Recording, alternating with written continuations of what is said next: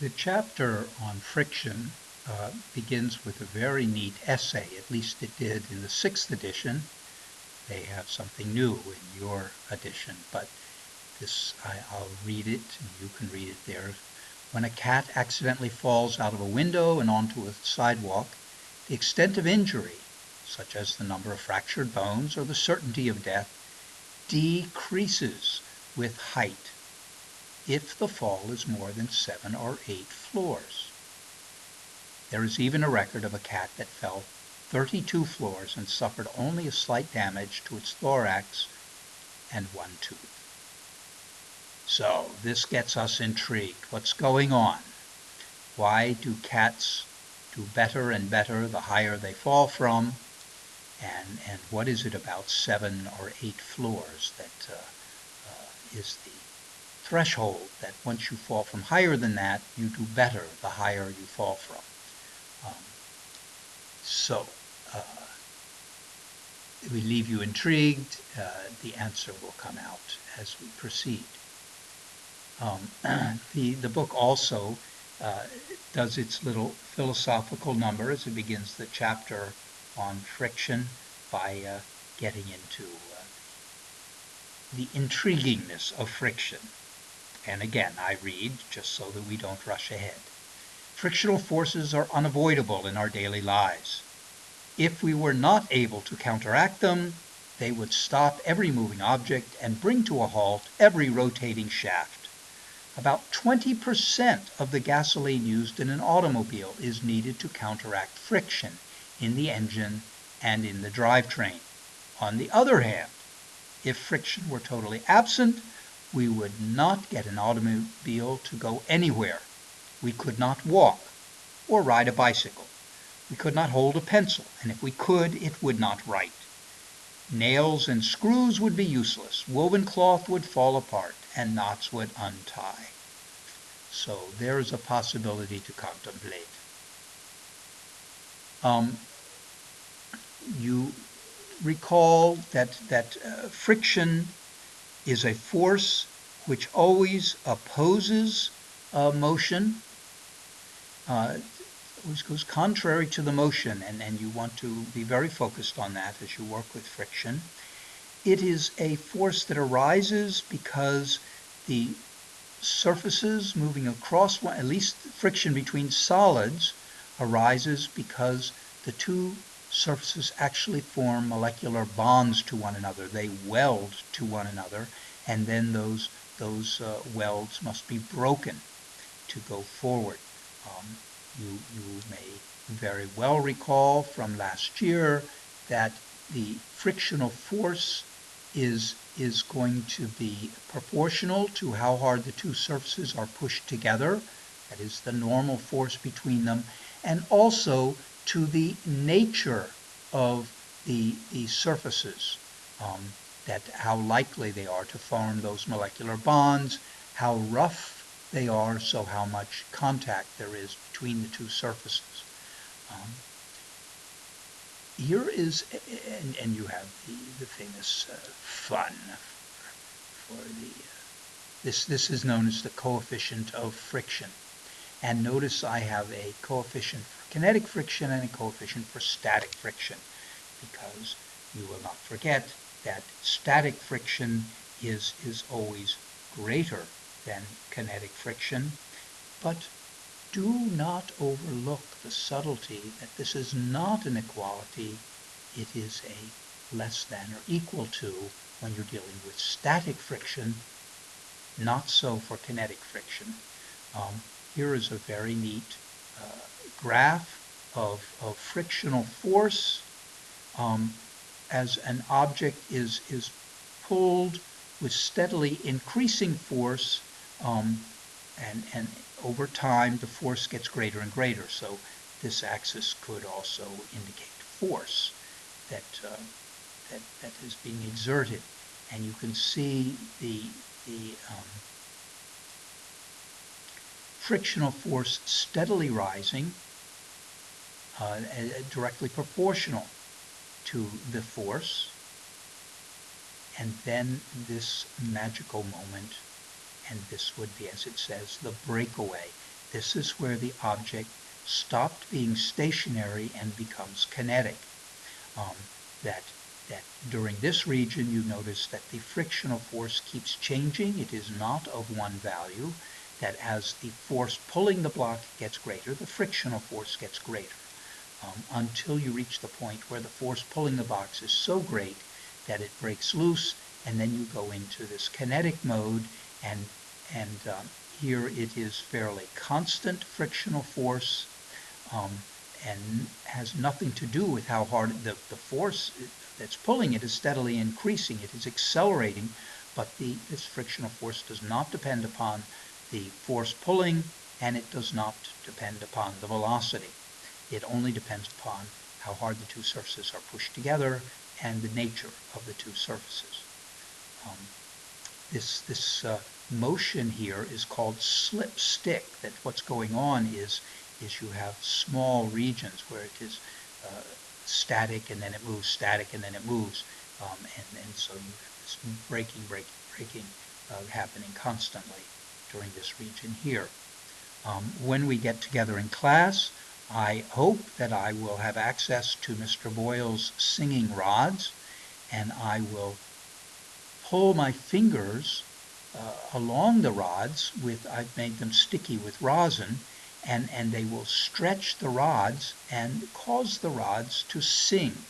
And this is exactly the same as taking a bow and going across a string and making it sing. That what is happening is that I continue to move my finger in the same direction, applying a force in the same direction, which stretches the rod, and it gets longer and longer until the elastic restoring force in this rod gets so great that it is greater than the force I am pushing on the rod with, and then it bounces back. We go from a static mode into a kinetic mode where it slips, and then it goes all the way back to its short dimension, and then it begins again as it bounces back, that my energy is fed into it as I pull, and it stretches longer and longer. So this is going to happen in a very harmonic, rhythmic way, and you get this note. Same with a guitar string or a violin string, which you would push and push, and it would move further and further over, and then it would bounce back, and then your bow would start pushing it over again, and that pattern repeats itself at regular intervals of time, and so you get this note coming from the string. And note that when it is in the kinetic mode, the friction that right here, when it's bouncing back, the friction that my finger or the bow is exerting on the string is going to be significantly less. And so that permits it to bounce back. Always, again, static friction is going to be greater than kinetic friction. Sometimes they approach being equal. Teflon is very close to having the same value for static and kinetic friction. Here is a problem dealing with friction, and we do it incorrectly, so that you can be cautioned and will be on your toes. That I have a block sitting on a surface where the friction, static friction, is 0.5. The block is sitting still on that surface, so we are in the static mode. And then I have a rope that goes around a pulley, and I have a 10 Newton force hanging. The block is sitting still, it is not starting to move, so the acceleration is also 0. We make a free body, and we capture that there are these 4 forces acting in the directions indicated, and then we, of course, take that and we go to Newton's second law to try to figure out what the frictional force will be. And I have in the horizontal, or that is parallel to the acceleration, I guess parallel to the tabletop, I have the friction and the tension acting in opposite directions, causing that zero horizontal acceleration, but I'm going to leave it as an A because of my own purposes. That's the, oops, don't want to do that yet. The going to the vertical, I have the normal and the weight acting there. There is no acceleration in that direction, and so this time I will put a 0 in for the A, and we can see that the normal force will equal the weight. Again, with a sort of a butchered understanding of weight, but the one I like better. Now, we're going to take that value, and I'm going to replace friction with mu normal, and this value of 40 goes in for the normal. The coefficient of friction was 0.5. And you see that what we come up with is that there is a net negative 10 newtons on this side. And so this is approximately 4. There will be an acceleration back in the direction of the friction of 2.5, negative 2.5 meters per second squared. And that's, of course, ridiculous. We do not expect the friction to cause something to start accelerating. But this sort of problem will sneak up on you. They will give you the opportunity to make that mistake. And the mistake that we made, of course, was to say that friction was equal to mu normal. It is not. Friction is less than or equal to mu normal. The maximum friction we could get was 20, but when you pull on it with a force of 10, the frictional force will only be 10, not 20. So be very careful about that, less than or equal to. Let me go back. Boom. That less than or equal to when you're dealing with static friction. Overlook it at your own peril.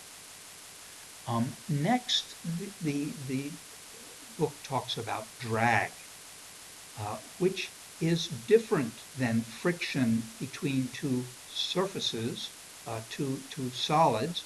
This is friction in a fluid. And d, the drag force, is equal to 1/2, and this is called the coefficient of friction. It rather corresponds to mu, that is, it has to do with the nature of the surface that is moving through the fluid. This is rho, is the density of the fluid. So how difficult it is to move the fluid aside so that you can accelerate through it. A would be the cross-sectional area. That would be how much fluid do you have to move aside to go through. And this would be velocity squared. That how quickly you are trying to move the fluid aside is going to affect how hard it pushes back on you. So how much the fluid interacts with your surface, how much mass it is that you are having to move aside, how many of those molecules you are having to move aside, and how quickly you're having to move them aside. All of these contribute to the drag force. Please notice that in the case of friction between two solids, the cross-sectional area had no effect on the friction, and in the case of